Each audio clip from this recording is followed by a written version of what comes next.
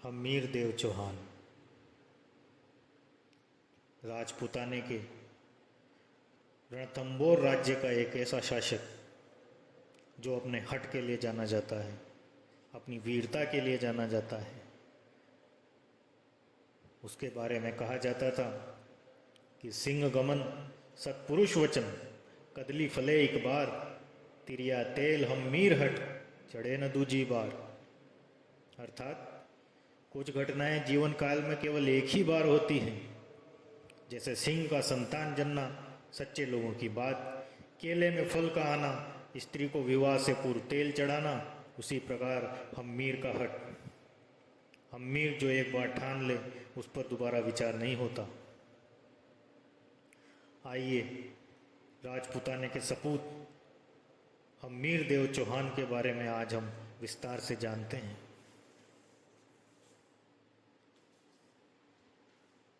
रणथंबोर के प्रतिभा संपन्न शासकों में हम्मीर का नाम सर्वोपरि है। हम्मीर देव जैत्र सिंह का तीसरा पुत्र था, पृथ्वीराज चौहान का वंशज। सभी पुत्रों में योग्यतम होने के कारण पिता ने उसका राज्यारोहण 1282 ईस्वी में उसके जीवन काल में ही संपन्न कर दिया। शासन की बागडोर संभालते ही हम्मीर ने 1288 ईस्वी तक दिग्विजय का संपादन कर पूरे राजपूताने में एक बड़ी ख्याति प्राप्त कर ली। न केवल रणथंबोर की सीमा को बढ़ाया, अलबत्ता दिग्विजय के अंतर्गत वैसे भी राज्य सम्मिलित किए जिनसे विपुल धनराशि लेकर वो उन्हें मुक्त कर देता था। हम्मीर ने थोड़े ही समय में रणथंबोर को विस्तारित राज्य में परिणत कर दिया था। आबू के शासक प्रताप सिंह को दबाकर, जो गुजरात के बाघेला सारंग देव का सामंत था, हम्मीर ने अपनी शक्ति का परिचय पड़ोसी राज्यों तक दे दिया था।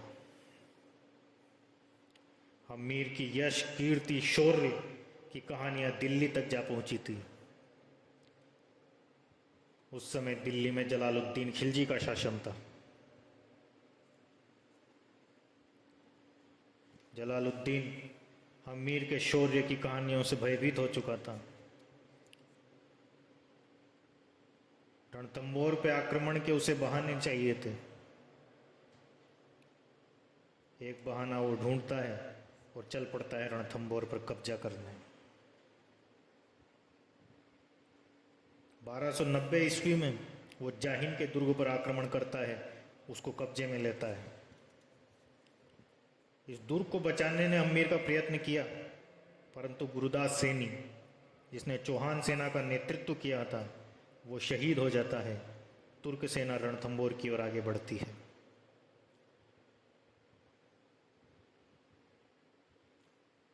रणथंबोर आकर कई भरसक प्रयत्न करने के बावजूद जलालुद्दीन खिलजी सफल नहीं हो पाता, खाली हाथ दिल्ली लौटता है। जलालुद्दीन को यह हार पचती नहीं है। 1292 ईस्वी में वो दोबारा आता है, दोबारा प्रयत्न करता है, फिर निराश होकर लौटता है। हम्मीर के हाथों से मुंह की खानी पड़ती है।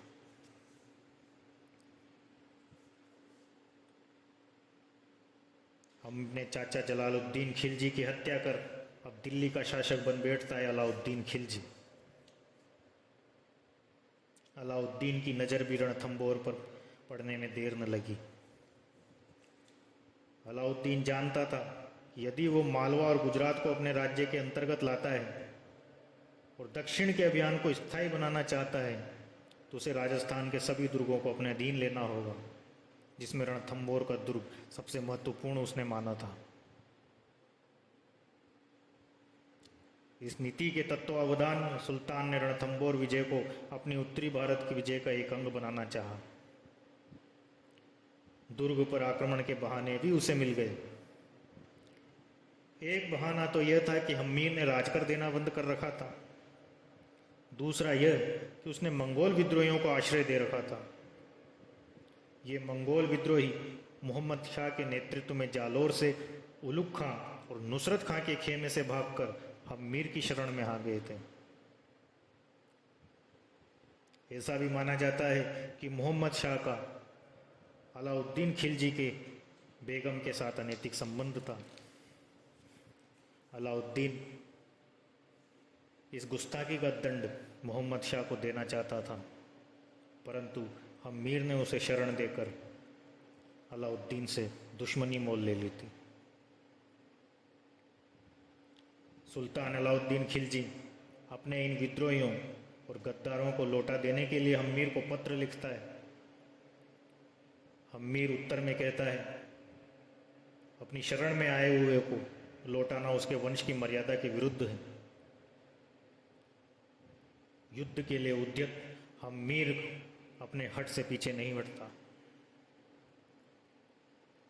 मीर के हटी जवाब से अलाउद्दीन तिलमिला जाता है।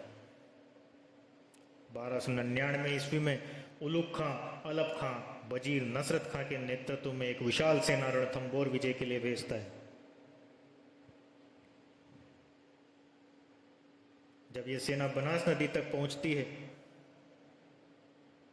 तो वो देखती है कि आगे की जमीन उबड़ खाबड़ है, घुड़सवारों के लिए उपयुक्त नहीं होगी। वहीं सेना के द्वारा डेरा डाल दिया जाता है।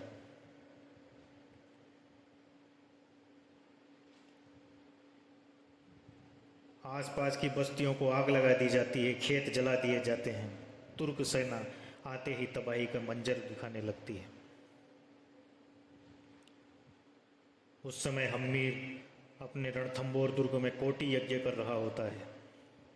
जब अपने देश की इस दुर्गति का मीर को पता चलता है तो उन्हीं दिनों में कोटि यज्ञ को समाप्त कर मुनिव्रत के नियम से आबद्ध था, परंतु उसने 2 सैनिक अधिकारी जिनका नाम था भीम सिंह और धर्म सिंह शत्रु का मुकाबला करने के भेजता है। राजपूतों की वीर सेना बनास के किनारे पड़ी हुई तुर्क सेना पर हमला बोल देती है। राजपूतों की वीरता के सामने तुर्कों की ईंट से ईंट बच जाती है, तुर्कों की हार होती है। तुर्क सेना में हाहाकार मच जाता है। भयानक मारकाट के द्वारा तुर्कों को भगाने में राजपूत सेना सफल होती है। राजपूत सेना का एक भाग जो धर्म सिंह के नेतृत्व में था, तुर्कों से धन और उनकी हथियार लूटकर रणथंबोर की तरफ लौट आता है। दूसरा सेनापति भीम सिंह अपनी टुकड़ी को धीरे धीरे दुर्ग की ओर लेकर चलता है। राजपूतों ने यह सोचा था कि बनास पर पड़ी हुई सेना ही सब कुछ थी, परंतु तुर्कों ने घात लगाकर भीम सिंह की सेना पर हमला कर दिया। हिंदुवाड़ की घाटी में घमासान युद्ध होता है। राजपूत रणबांकुरे पूरे शौर्य से लड़ते हैं, परंतु भीम सिंह और उसके सैकड़ों राजपूत साथी रणस्थल में काम आ जाते हैं, वीर गति को प्राप्त होते हैं। परंतु उलुग खां की हिम्मत नहीं होती कि वो रणथंबोर तक राजपूतों की सेना का पीछा करे।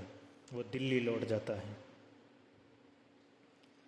अपने वीर सेनापति भीम सिंह की मृत्यु से मीर क्रोध से तिलमिला उठता है। वो बहुत दुखी होता है। धर्म सिंह जो दूसरा सेनापति था, जो विजय सेनापति था, उसको इस पराभव का उत्तरदायी ठहरा दिया जाता है। क्रोध में आकर मीर उसे दंड में अंधा कर देता है। उस कालखंड में देश काल परिस्थिति में कुछ ऐसी योजनाएं और ऐसे निर्णय मीर के द्वारा ले लिए जाते हैं जो रणथंबोर के पतन का कारण बनने वाले होते हैं। धर्म सिंह के बाद उसके भाई भोज को नियुक्त किया जाता है। भोज उस समय की स्थिति को संभाल नहीं पाता। धर्म सिंह ने मीर से धन संग्रह के लिए कुछ अधिकार मांगे। मीर बिना कुछ सोचे समझे भोज को भी पदच्युत कर देता है और अपमानित कर देता है। धर्म सिंह अपने भाई पृथ्वी सिंह के साथ अलाउद्दीन के दरबार में चला जाता है, जहां अलाउद्दीन उसे जगरा की जागीर दे देता है। धर्म सिंह के हृदय में अपने अपमान का बदला लेने का बीज पड़ जाता है।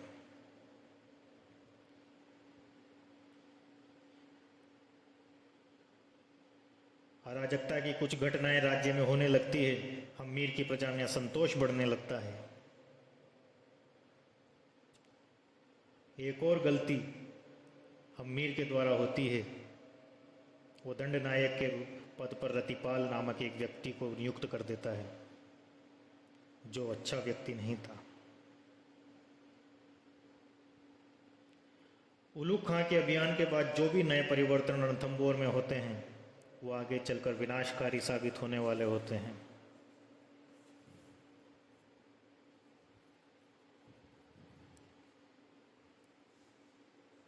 आने वाले समय में कई प्रयत्न अलाउद्दीन के द्वारा किए जाते हैं, कई सेनापति भेजे जाते हैं, पर सारे प्रयत्न रणथंभौर को लेने के, रणथंभौर को कब्जे में करने के असफल हो जाते हैं। अंत में अलाउद्दीन स्वयं आता है। अलाउद्दीन एक बड़ी सेना लेकर रणथंभौर की तरफ निकल पड़ता है। बोरों में रेत भरवा कर खाइयों को भरने लगता है। ऊंचे स्थान पर पाशेब और मगरब स्थापित करने की व्यवस्था करता है। पाशेब पत्थरों को फेंकने की एक यंत्र या मशीन हुआ करती थी, जिससे राजपूतों के मोर्चों को तोड़ा जा सके। जगह जगह सुरंगें खोदी जाती है।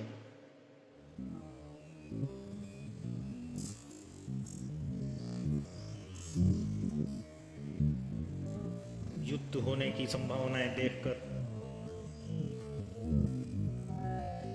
सेना नायक रतिपाल के नेतृत्व में हम्मीर अलाउद्दीन से संधि को राजी हो जाता है। सुल्तान किले को हम्मीर से छीनकर रतिपाल को देने का लोभ दे देता है और अपनी ओर मिला लेता है। रतिपाल लालची था, विश्वासघाती था। वो अब अलाउद्दीन की बातों में आकर अपनी मातृभूमि को बेचने को तत्पर हो जाता है। रतिपाल किले में आता है और रणमल नामक एक व्यक्ति को अपनी ओर मिला लेता है। युद्ध प्रारंभ होता है। रतिपाल कुछ मोर्चों से मोर्चाबंदी हटा लेता है। सैनिकों को चढ़ने के लिए रस्सियां लटका दिया जाता है। रणमल किले के गेट खोल देता है। किले के दरवाजे खुलते ही तुर्क सेना किले में दाखिल होती है। भयानक युद्ध होता है। अचानक हुए इस विश्वासघात से हम्मीर की सेना संभल नहीं पाती। रणबांकुरे लड़ते हैं, मरते हैं, वीरगति को प्राप्त होते हैं। अपनी मातृभूमि की रक्षा के लिए भरसक प्रयत्न करते हैं, पर कहते हैं कि सबसे बड़ा शस्त्र होता है विश्वासघात। उस शस्त्र की काट किसी के पास नहीं। 11 जुलाई 1301 ईस्वी में दुर्ग पर तुर्कों का अधिकार स्थापित हो जाता है।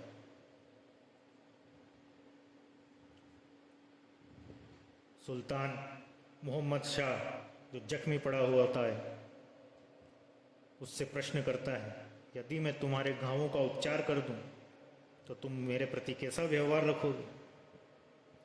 मोहम्मद शाह जवाब देता है कि मैं तुरंत 2 काम करूंगा। एक तो यह कि मेरे स्वामी हम्मीर के पुत्र को रणथंभौर की गद्दी पर बिठाऊंगा, और दूसरा ये कि मैं तुझे कत्ल कर दूंगा। इस उत्तर से रुष्ट होकर सुल्तान अपने मदमस्त हाथी के पैरों से मोहम्मद शाह का सर कुचलवा देता है, परंतु उसकी स्वामी भक्ति की प्रशंसा भी करता है।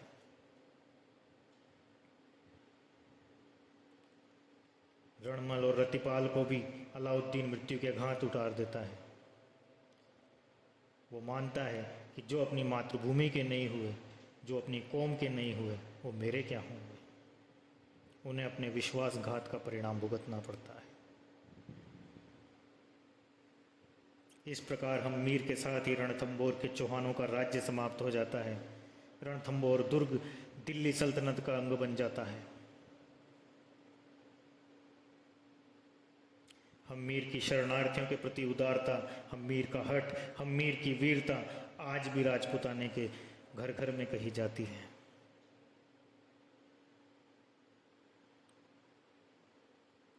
इस प्रकार आज हमने राजपूताने के एक वीर सपूत, एक महान शासक हम्मीर देव चौहान के बारे में जाना।